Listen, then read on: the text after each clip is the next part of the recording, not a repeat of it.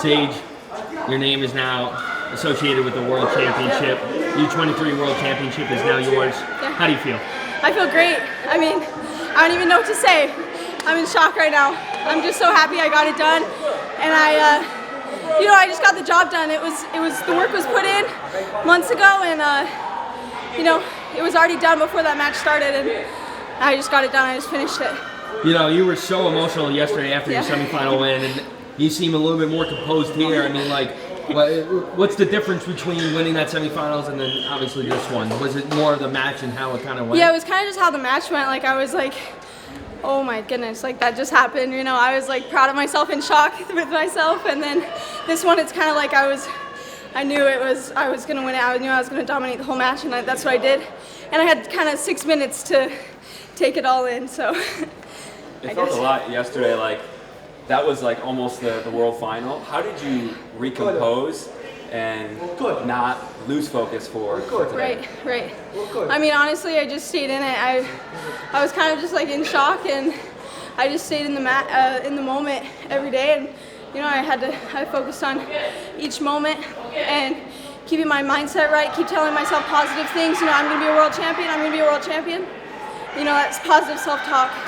Back to your finals match, you came out, really set the tone, hard clubs, pressures forward, really battling, fighting. Where does that style come from?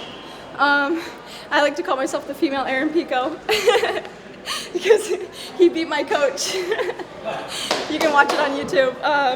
So yeah, I have heavy hands, and people don't like wrestling people with heavy hands, and a lot of girls aren't used to that physicality, and I like to bring it. I like it to be a dogfight. I'm not scared of that fight. So.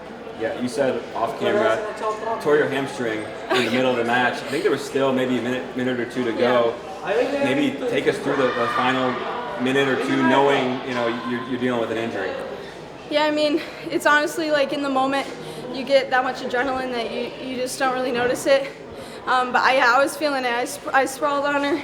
She ended up getting that takedown, but I just had to get right back up and stay in the match, stay in the moment. Always your whole body's always hurting in moments like that. It's day 2.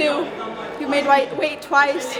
Multiple injuries, multiple things are gonna come up, but you just gotta get through it. Yeah. What do you take away from this World Championship experience? It's not gonna be the last. It's not gonna be the last one, that's for sure. Super proud of myself. I put in so much work for this. I worked so hard for this, and I'm gonna take a week or so to celebrate, and then just get right back at it. This isn't my highest peak right here. 2028 Olympics. That's where I'm headed. Like you've told us before, that you had a really long break between one World Championship and teams and the other. What's the inspiration to tell others that, like, hey, like I might not be on the team every single year, but I can get better in between those times? Oh yeah, I mean, I really turned myself around mentally within like the last year and a half, maybe 2 years.